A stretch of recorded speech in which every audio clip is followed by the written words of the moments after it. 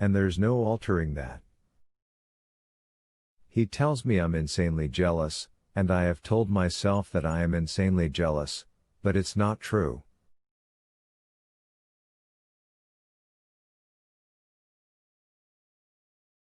I'm not jealous, but I'm unsatisfied.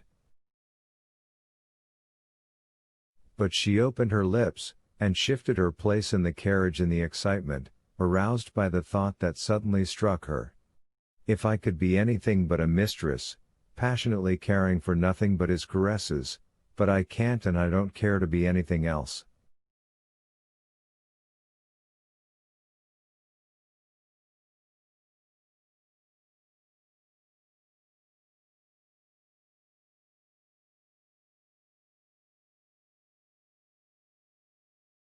And by that desire I rouse aversion in him, and he rouses fury in me, and it cannot be different.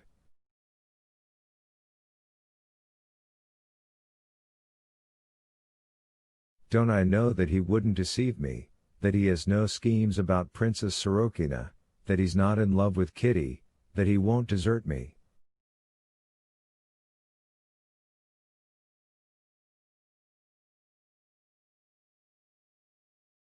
I know all that, but it makes it no better for me. If without loving me, from _duty he'll be good and kind to me, without what I want, that's 1,000 times worse than unkindness.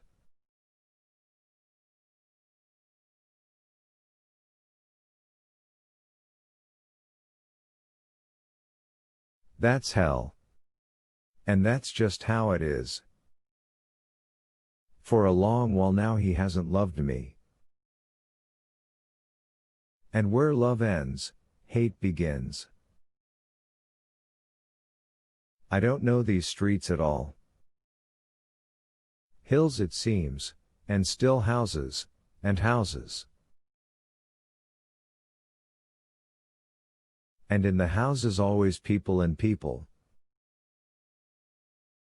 How many of them, no end, and all hating each other. Come, let me try and think what I want, to make me happy. Well? Suppose I am divorced, and Alexei Alexandrovich lets me have Seryosha, and I marry Vronsky.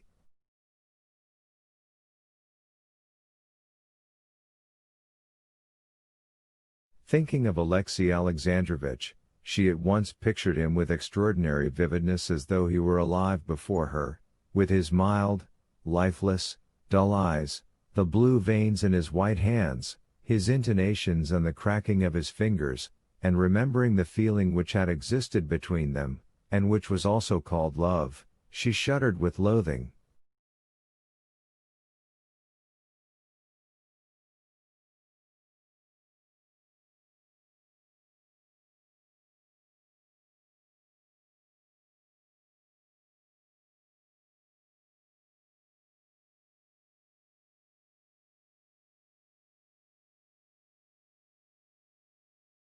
Well, I'm divorced, and become Vronsky's wife. Well, will Kitty cease looking at me as she looked at me today? No. And will Seryosha leave off asking and wondering about my two husbands? And is there any new feeling I can awaken between Vronsky and me? Is there possible, if not happiness, some sort of ease from misery?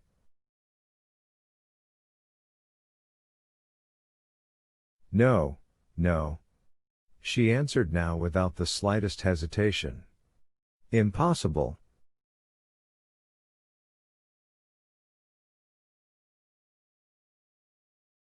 We are drawn apart by life, and I make his unhappiness, and he mine, and there's no altering him or me.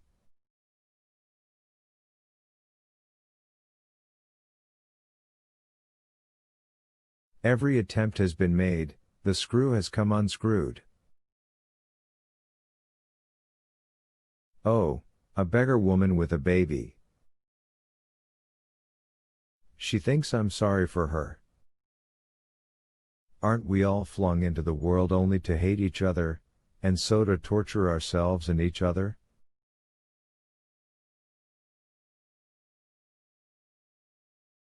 Schoolboys coming laughing, Seryosha?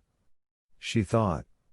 I thought, too, that I loved him, and used to be touched by my own tenderness.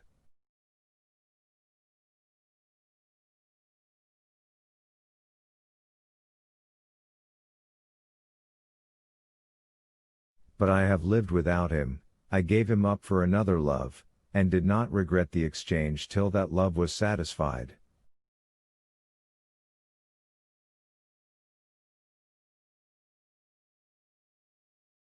And with loathing she thought of what she meant by that love. And the clearness with which she saw life now, her own and all men's, was a pleasure to her.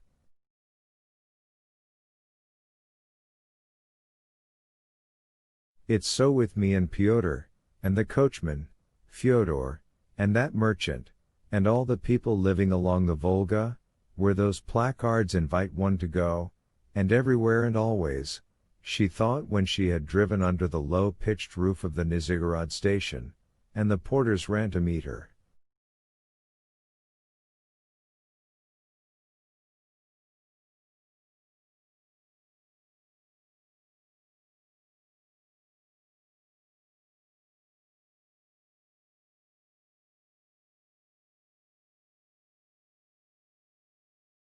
A ticket to Abiralovka?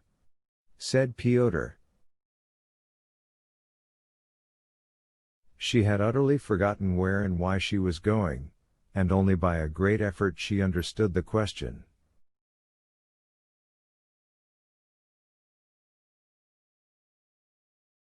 Yes, she said, handing him her purse, and taking a little red bag in her hand, she got out of the carriage.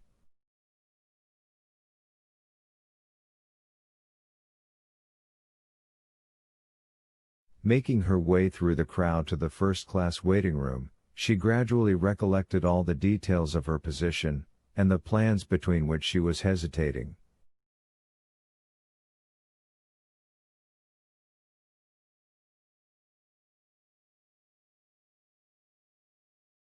And again at the old sore places, hope and then despair poisoned the wounds of her tortured, fearfully throbbing heart.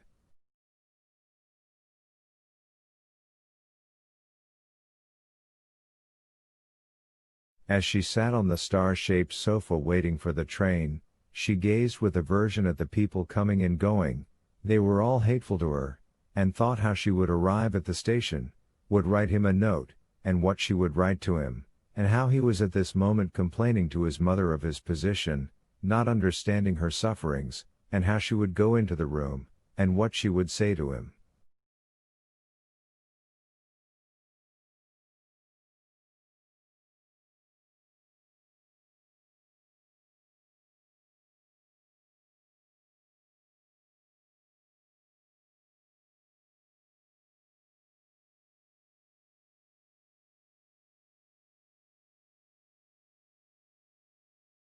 Then she thought that life might still be happy, and how miserably she loved and hated him, and how fearfully her heart was beating.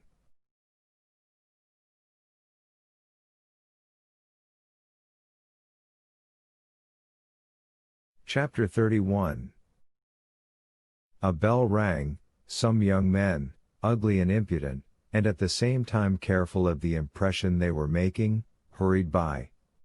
Pyotr, too, crossed the room in his livery and top boots, with his dull, animal face, and came up to her to take her to the train.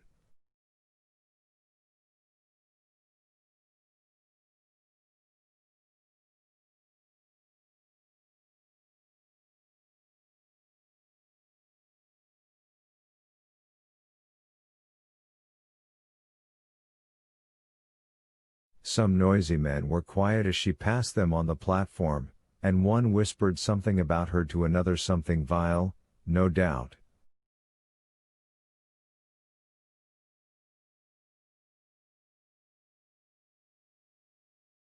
She stepped up on the high step, and sat down in a carriage by herself on a dirty seat that had been white.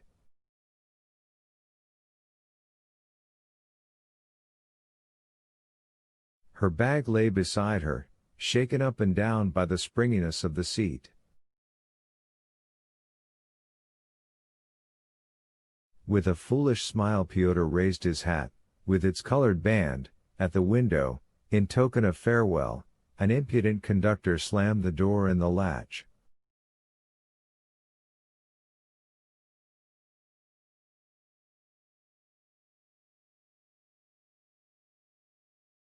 A grotesque-looking lady wearing a bustle, Anna mentally undressed the woman, and was appalled at her hideousness, and a little girl laughing affectedly ran down the platform.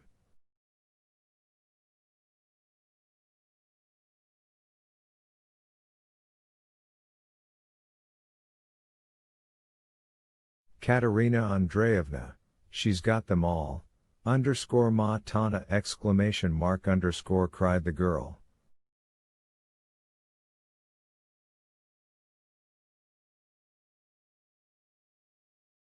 Even the child's hideous and affected, thought Anna.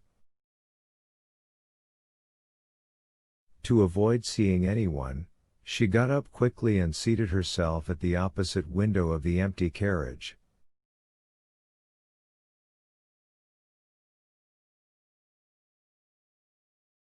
A misshapen-looking peasant covered with dirt, in a cap from which his tangled hair stuck out all round, passed by that window, stooping down to the carriage wheels.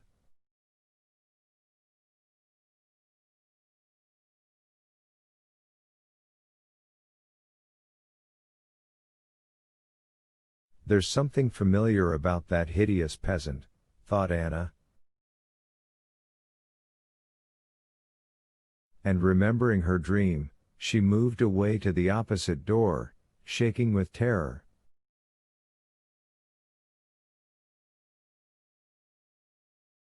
The conductor opened the door and let in a man and his wife.